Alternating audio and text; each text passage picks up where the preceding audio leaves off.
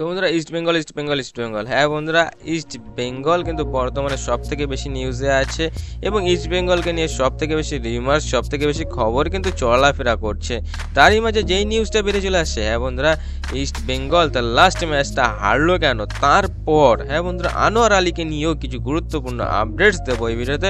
তো বন্ধুরা ভিডিওটা না স্কিপ করে সম্পূর্ণ দেখবেন, আর যদি আমাদের চ্যানেলের একটি নতুন সদস্য থাকেন তো আমাদের চ্যানেলটি একটি সাবস্ক্রাইব করে পাশে থাকতে অবভিয়াসলি বলবে না। তো বন্ধুরা চলো শুরু করা যাক আজকের ভিডিও।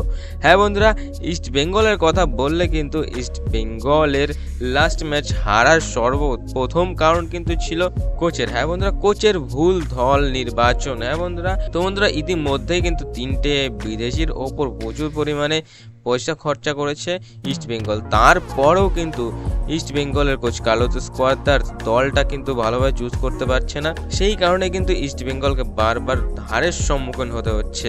আর বন্ধুরা আনোয়ার আলীর কথা বললে কিন্তু বলে রাখি, আনোয়ার আলীর ডিসিশন কিন্তু এখনো পর্যন্ত পেন্ডিংয়ে আছে।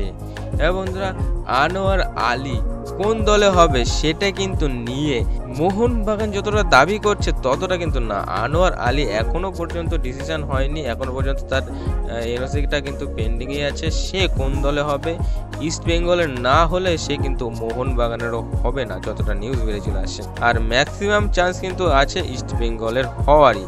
তো দেখা যাক আনোয়ার আলী অ্যাটলিস্ট কোন দলের জার্সি গায়ে খেলতে দেখি আমরা। তো ছোট্ট একটা নিউজ নিয়ে এই ছিল আজকের ভিডিও। ইস্ট বেঙ্গলের একটি ফ্যান্স হয়ে থাকলে চ্যানেলটি সাবস্ক্রাইব করে থাকতে অবশ্যই বলবে না। তো বন্ধুরা ভালো থাকবেন, সুস্থ থাকবেন, খেলায় থাকবেন, বাই বাই।